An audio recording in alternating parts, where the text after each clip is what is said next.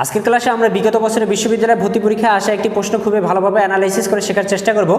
এই ধরনের প্রশ্নগুলো তোমাদের বিশ্ববিদ্যালয়ে ভর্তি পরীক্ষায় আসার যথেষ্ট সম্ভাবনা রয়েছে এবং এগুলো সমাধান করতে আমাদের অনেক সমস্যা হয়। তো আজকের ক্লাসে আমরা সেই বিষয়গুলো একটু ভালোভাবে বুঝে শেখার চেষ্টা করব যেন আমরা সহজেই সেই প্রশ্নগুলো সমাধান করতে পারি। তো আমরা আজকে বিশ্ববিদ্যালয়ের বিগত বছরের যে প্রশ্নটি নিয়ে অ্যানালাইসিস করব বা শিখব, সেই প্রশ্নটি ছিল খুলনা বিশ্ববিদ্যালয়ের এই ইউনিটের 19-20 সালের প্রশ্ন। তো আমরা একটু প্রশ্নটা দেখে নেই যে প্রশ্নটাতে আমাদের কি বলছে বা আমাদের কিভাবে সমাধান করতে হবে। দেখো এখানে একটা লজিক সার্কিট দেওয়া আছে, সেই লজিক সার্কিটের মানটা নির্ণয় করে আমাদেরকে দেখতে হবে যে অপশনের কোন মানের সাথে মিলে যায়। তো মানটা নির্ণয় করার পর আমরা এই মানটাকে একটু সিম্পলিফাই করব। সিম্পলিফাই করে আমরা অপশনের কোন মানটা সঠিক বা আমাদের এই সার্কিটের জন্য কোন উত্তরটা আসবে সেটা আমরা একটু খেয়াল করব। তো আমরা এই প্রশ্নটা এখন একটু সমাধান করার চেষ্টা করি। তো আমাদের ফার্স্ট স্টেপ হচ্ছে এখানে যে এফ সমান তোমাকে দিয়ে রাখছে হোয়াট, অর্থাৎ এফ এর যে এখানে একটা সমীকরণ, আমরা জানি যে প্রতিটা লজিক গেটের একটা করে কি থাকে, আউটপুট থাকে। তো এখানে ফাইনাল আউটপুট অর্থাৎ এফ এর যে আউটপুট, এই আউটপুটটা কি আসবে প্রথমত আমাদেরকে সেটা নির্ণয় করতে হবে। আচ্ছা, এখানে এফ এর যে আউটপুটটা আসবে সেই আউটপুটটা আসবে এখানে যে লজিক গেটগুলো ব্যবহার করা হয়েছে সেই লজিকগুলোর। আচ্ছা, এখানে এফ এর যে আউটপুট সেই আউটপুটটা আসবে এখানে যে লজিক গেটগুলো সার্কিটে ব্যবহার করা হয়েছে সেই লজিক গেটগুলোর উপর ডিপেন্ড করে। তো তোমরা যদি লজিক গেটের প্রতীকগুলো চিনে থাকো তাহলে তোমরা নিশ্চয়ই বুঝতে পারতেছো যে এখানে যে প্রথম লজিক গেটটা ব্যবহার করা হয়েছে এটা একটা ন্যান্ড গেট। এটা কোন গেট? এই প্রতীকটা হচ্ছে একটা ন্যান্ড গেটের প্রতীক। আর ন্যান্ড গেট কোন কোন গেট দ্বারা গঠিত? ন্যান্ড গেট একটা অ্যান্ড গেট আর একটা হচ্ছে নট গেট দ্বারা গঠিত। তাহলে এই গেটের যে আউটপুট সমীকরণ হবে সেখানে একটা অ্যান্ড সম্পর্ক থাকবে আর একটা কি থাকবে? নট সম্পর্ক থাকবে। তো এই গেটের ইনপুট কি কি দেখো, এই যে একটা ইনপুট হচ্ছে এ আর একটা ইনপুট বি, এই এ বি এর মধ্যে একটা অ্যান্ড হবে। তাহলে এই যে এ বি এর মধ্যে আমরা অ্যান্ড করে নিলাম। আর কি হবে? নট হবে। আমরা জানি নট কি দ্বারা প্রকাশ করা হয়? বার বা কমপ্লিমেন্ট দ্বারা। তো এতটুকু অংশ হচ্ছে এই লজিক গেটের আউটপুট। এখন আমাকে এখানে যে ফাইনাল যে গেটটা আছে যেটা দ্বারা এই এ এবং এ বি বার এই মানটা প্রসেস হয়েছে সেটা সমান কি হয় এটা নির্ণয় করতে হবে। এই লজিক গেটের একটা ইনপুট হচ্ছে, দেখো খেয়াল করো ভালোভাবে, একটা ইনপুট হচ্ছে এ আর একটা ইনপুট কি এ বি বার। এবং তোমরা যদি প্রতীকগুলো গেটের ভালোভাবে জানা থাকো এবং তোমাকে জানা রাখতেই হবে, কারণ এই প্রতীকগুলোর মাধ্যমে কিন্তু আমাদেরকে গেটের আউটপুটটা বের করে সমাধানটা করতে হবে। তো এই গেটটা কোন গেটের প্রতীক? এটা হচ্ছে এক্স নর গেটের প্রতীক। এটা কোন গেটের প্রতীক? এক্স নর। এক্স নর প্রতীককে কীভাবে প্রকাশ করা হয়? এই যে এরকম একটা চিহ্নের উপর আমাদেরকে দিতে হয় বার বা কমপ্লিমেন্ট দিতে হয়, তাই না? তো এই যে এফ, এই এফ এর আউটপুটটা কী হবে? দেখো এই এক্স নর গেটের একটা ইনপুট আমরা কি নিছি এ, এই এক্স নর গেটের একটা ইনপুট কি ব্যবহার করা হয়েছে এ, আর একটা ইনপুট হচ্ছে এ বি বার। এই দুইটা ইনপুটের মধ্যে যেহেতু এটা এক্স নর প্রতীক দ্বারা প্রসেস হয়েছে তাহলে সেখানে আউটপুট সমীকরণে এই দুইটা ইনপুটের মধ্যে কি আসবে? একটা এক্স নর সমীকরণ হবে। তাহলে দেখো একটা ইনপুট হচ্ছে এ, তাহলে আমি এখানে এ নিয়ে নিলাম। আরেকটা ইনপুট হচ্ছে এ বি বার। এই দুইটা ইনপুট এখানে কোন গেট দ্বারা প্রসেস হয়েছে বলো তো? এক্স নর। তাহলে এক্স নর প্রকাশের জন্য এই দুইটা প্রতীকের মধ্যে একটা এক্স নর দিতে হবে আর একটা কি দিতে হবে? বার বা কমপ্লিমেন্ট দিতে হবে। তাহলে এই যে মানটা, এই মানটাই হচ্ছে আমাদের সর্বশেষ মান। এখন এই মানটাকে সিম্পলিফাই করে আমাদেরকে এখানে অপশনের যে সঠিক উত্তর সেটা কিন্তু আমাদেরকে নির্ণয় করতে হবে। তো আশা করতেছি তোমরা লজিক সার্কিট থেকে কিভাবে একটা ফাংশনের মান বা লজিক গেটের সর্বশেষ আউটপুটটা বের করতে হয় এটা তোমরা বুঝতে পারছো। এটা বোঝার জন্য বা এটা সঠিকভাবে নির্ণয়ের জন্য তোমাদেরকে অবশ্যই লজিক গেটের যে প্রতীক সেই প্রতীকগুলো মনে রাখতে হবে। তুমি যদি না জানো যে এটা ন্যান্ড গেটের প্রতীক তাহলে কিন্তু তুমি কখনোই এখানে সঠিক সমীকরণটা লিখতে পারবে না। বুঝতে পারছি? এই কারণে তোমাকে অবশ্যই লজিক গেটের প্রতীকগুলো ভালোভাবে মনে রাখতে হবে। তো আমরা যেহেতু সমীকরণটা নির্ণয় করে ফেললাম, এখন সেই সমীকরণটাকে আমরা সিম্পলিফাই করে দেখব যে কোনটা সঠিক উত্তর হয়। এখন এই সমীকরণটাকে সিম্পলিফাই করবো। তো কীভাবে সহজে সিম্পলিফাই করা যায় দেখো, আমাদেরকে এখানে বেশ কিছু বিষয় মনে রাখতে হবে এই সমীকরণটা সিম্পলিফাই করার জন্য। তাহলে খেয়াল করো কীভাবে সমাধান করব। এই অংশটাকে আমরা কি ধরে নিলাম? দেখি এই অংশটাকে আমরা ধরে নিলাম এ, আর এই পুরো অংশটাকে আমরা কি ধরে নিলাম? এই পুরো অংশটাকে আমরা ধরে নিলাম হচ্ছে বি। তাহলে তোমরা একটু চিন্তা করো তো, আমি যদি এই অংশটাকে এ ধরে নেই আর এই পুরো অংশটাকে যদি আমি বি ধরে নেই তাহলে এই লাইনটা সমান আমি কি লিখতে পারি? এ এক্স নর বি লিখতে পারি কিনা? এই যে এতটুকু সমান এ, তাহলে এই এ এর জায়গায় আমি এ বসাই দিলাম, এক্স নরের জায়গায় এক্স নর থাকলো, এতটুকু সমান বি ধরে নিছি। তাহলে এই যে প্লেসে আমরা কি বসাই দিলাম? বি বসাই দিলাম। আর উপরে যে বারটা ছিল সেই বারটা আমরা রাখে দিলাম। তাহলে এটা কি বোঝাচ্ছে? এটা বোঝাচ্ছে না যে এ এক্স নর বি। তো দেখো এখানে এ এক্স নর বি এর আমরা কিন্তু একটা সমীকরণ জানি। এ এক্স নর বি সমান কি লেখা যায়? এ এক্স নর বি সমান লেখা যায় A bar B bar or A B. এতটুকু অংশ সমান আমি কি পাইছি? A XNOR B. আর এ এক্স নর বি সমান আমরা কিন্তু আগে থেকেই জানি যে এ এক্স নর বি লেখা যে কথা, এবার B bar or A B লেখা কিন্তু একই কথা। তাহলে এতটুকু অংশকে যদি আমি এক্স নর দ্বারা প্রকাশ করতে পারি তাহলে এই লাইন সমান আমি কিন্তু অবশ্যই এই এবার B bar or A B দ্বারা প্রকাশ করতে পারি। তো এ বার বি বার আর এ বি দ্বারা কীভাবে প্রকাশ করা যায়, দেখো দেখো এ বলতে তুমি কাকে নিছো এ, তাহলে এই এর উপর একটা কি আসবে বার আসবে। বারটা কেন আসলো, কারণ এই যে সূত্রের বার তোমাকে বলছে এতটুকু অংশ সমান তুমি এটা লিখতে পারো, এই যে এতটুকু অংশ লিখতে পারি আমরা, এখন এটাই লিখবো। তো এখানে কি আছে দেখো এ বার, আর এ বলতে তুমি কাকে ধরছো এই একে ধরছো, এই জন্য এর উপর একটা বার আসবে।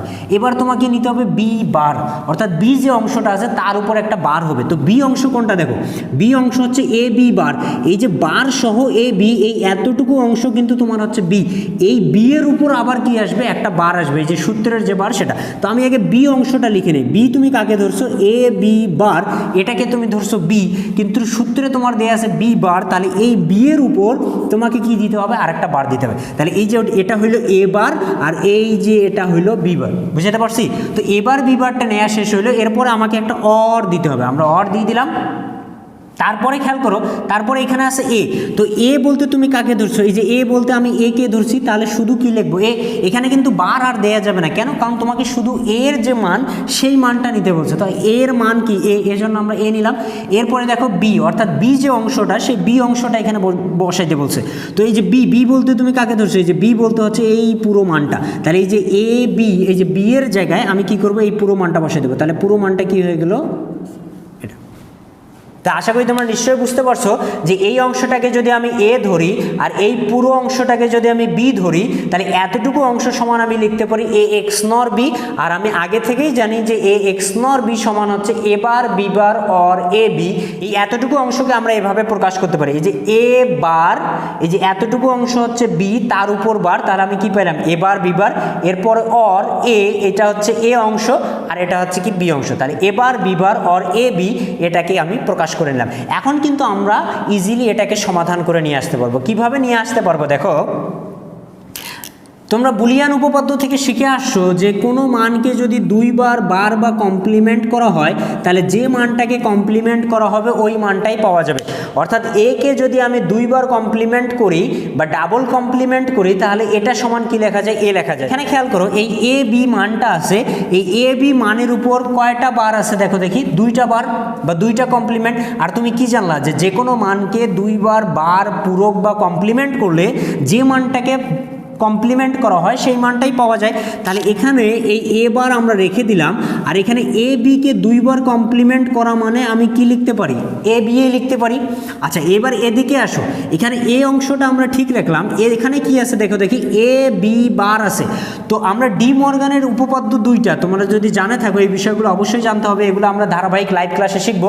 আজকে জাস্ট তোমাদেরকে একটা লজিক সার্কিটের প্রশ্নের কনসেপ্ট দেওয়ার জন্য এই টিউটোরিয়ালটা বানানো, যেন তোমরা বুঝতে পারো যে বিগত বছরের প্রশ্নগুলো কিভাবে আসে এবং কিভাবে আমাদেরকে প্রস্তুতিটা নিতে হবে। তো এখানে আমরা ডি মর্গানের দুইটা উপপাদ্য লিখে রাখছি, এটা হচ্ছে ডি মর্গানের প্রথম উপপাদ্য আর এটা হচ্ছে ডি মর্গানের দ্বিতীয় উপপাদ্য।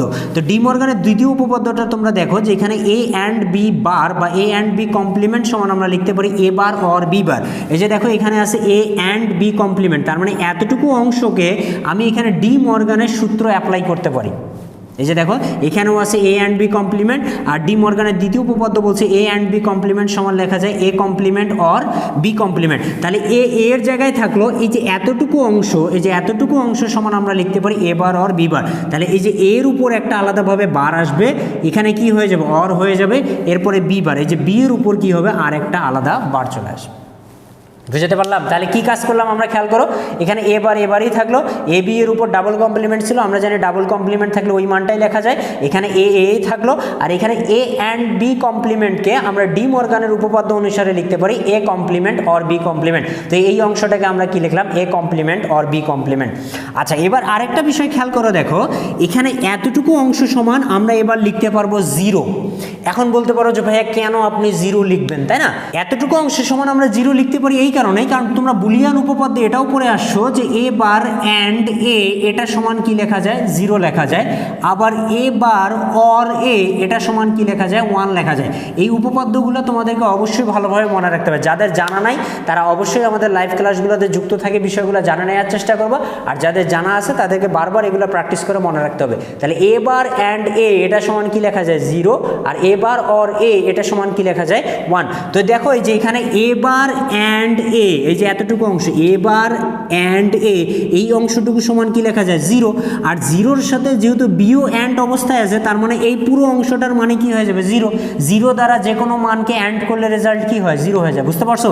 যেহেতু এ বার অ্যান্ড এ এতটুকু অংশের মান 0 এবং এই মানের সাথে বিটাও কি অবস্থায় আছে অ্যান্ড অবস্থায় আছে, তাহলে 0-র সাথে বিকে অ্যান্ড করলে কি হয়ে যাবে 0, তার মানে এই সম্পূর্ণ অংশের মান কি হয়ে যাবে 0। তাহলে আমি পরবর্তী লাইনে এই পুরো অংশটা সমান এখানে কি লিখতে পারি 0 লিখতে পারি। তো এতটুকু অংশ সমান আমরা কি পেলাম 0। এখন আমাকে পরবর্তী অংশটা একটু খেয়াল করতে হবে। তো পরবর্তী অংশে এখানে যেহেতু ব্র্যাকেট আছে তাহলে এই মানটা দিয়ে এই মানগুলোকে আমাকে অ্যান্ড করতে হবে। তাহলে এ দ্বারা এ বারকে অ্যান্ড করলে আমরা কি পাবো এ অ্যান্ড এ বার, আর এ দ্বারা বি বারকে অ্যান্ড করলে আমরা কি পাবো এ অ্যান্ড বি বার, বুঝতে পারছি? এই যে এ দ্বারা আমি একবার এ বারকে অ্যান্ড করলাম একবার বি বারকে, তো এ দ্বারা এ বারকে অ্যান্ড করলে এ অ্যান্ড এ বার, এ দ্বারা বি বারকে অ্যান্ড করলে এ অ্যান্ড বি বার। আচ্ছা তোমরা আবারও বলো তো এই এ অ্যান্ড এ বার এতটুকু অংশ সমান 0 হবে কিনা? এই যে আমরা উপপাদ্য পড়ে আসছি এ বার অ্যান্ড এ এতটুকু অংশ সমান কি লেখা যায় 0 লেখা যায়, তাহলে এই মানটাও আমি কি পেয়ে গেলাম 0 পেয়ে গেলাম। তাহলে এই অংশটাও হচ্ছে 0, এই অংশটাও 0, আর এখানে বাকি অংশ থাকতেছে কি এ বি বার। তো 0 0 এগুলা বাদ দিলে আমরা যে মূল অ্যান্সারটা পাবো বা আমাদের অ্যান্সার যেটা হবে সেটা হচ্ছে এ বি বার, আর এই এ বি বার অ্যান্সারটা কোথায় আছে ক নম্বরে আছে, তাহলে আমাদের সঠিক অ্যান্সার হচ্ছে ক। তাহলে দেখো আমাদের কিন্তু এ ধরনের কোশ্চেনগুলো পরীক্ষায় আসতে পারে, এবং এটা যে আসতে পারে এটা কিন্তু একবার বিগত বছরের যে খুলনা বিশ্ববিদ্যালয়ে ভর্তি পরীক্ষা ছিল সেখানে আসার মাধ্যমে কিন্তু সেটা প্রমাণ হয়ে গেছে। এই কারণে আমাদেরকে এই লজিক সার্কিটগুলোর সমাধান কিভাবে করতে হয়, কিভাবে তার প্রাপ্ত সমীকরণটাকে সরল করে আমাদের যে অ্যান্সারগুলো দেওয়া আছে সেই অ্যান্সারগুলো নির্ণয় করতে হয়, এগুলো কিন্তু আমাদেরকে বেশি বেশি প্র্যাকটিস করতে হবে। তো এই সবগুলো বিষয়ে আমরা যথেষ্ট প্র্যাকটিস করবো আমাদের যে ফেসবুক ধারাবাহিক লাইভ ক্লাস আছে সেখানে। আর তোমরা এই ধরনের প্র্যাকটিসগুলো তোমাদের যে সহায়ক আইসিটি বই আছে, বিশেষ করে আমাদের প্রকাশিত আইসিটি বস বই, সেখানে তোমরা এরকম আরও অনেকগুলো প্রবলেম পাবা যেগুলো ব্যাখ্যা সহ সমাধান দেওয়া আছে। তুমি নিজে চেষ্টা করবা, সেটা না পারলে তুমি বইয়ের ব্যাখ্যা দেখে কিন্তু শিখে নিতে পারো যে কিভাবে এটা সমাধান করতে হয়। তো আজকের ক্লাস থেকে আমরা মোটামুটি কি বুঝে গেলাম যে কিভাবে লজিক সার্কিট থেকে কোশ্চেনগুলো আসতে পারে এবং কিভাবে সেগুলো বুঝে বুঝে আমাদেরকে সমাধান করতে হবে, আর এর জন্য কি কি বিষয়গুলো আমাদেরকে মনে রাখতে হবে। তো এগুলো তোমরা প্র্যাকটিস করবো। আমরা এই ধরনের আরও বেশি বেশি সমস্যার সমাধান করব যখন আমরা ফেসবুক লাইভ ক্লাস করব তখন। তো তোমরা অবশ্যই সকলে আমাদের ফেসবুক লাইভ ক্লাসে অংশগ্রহণ করবো। ধন্যবাদ।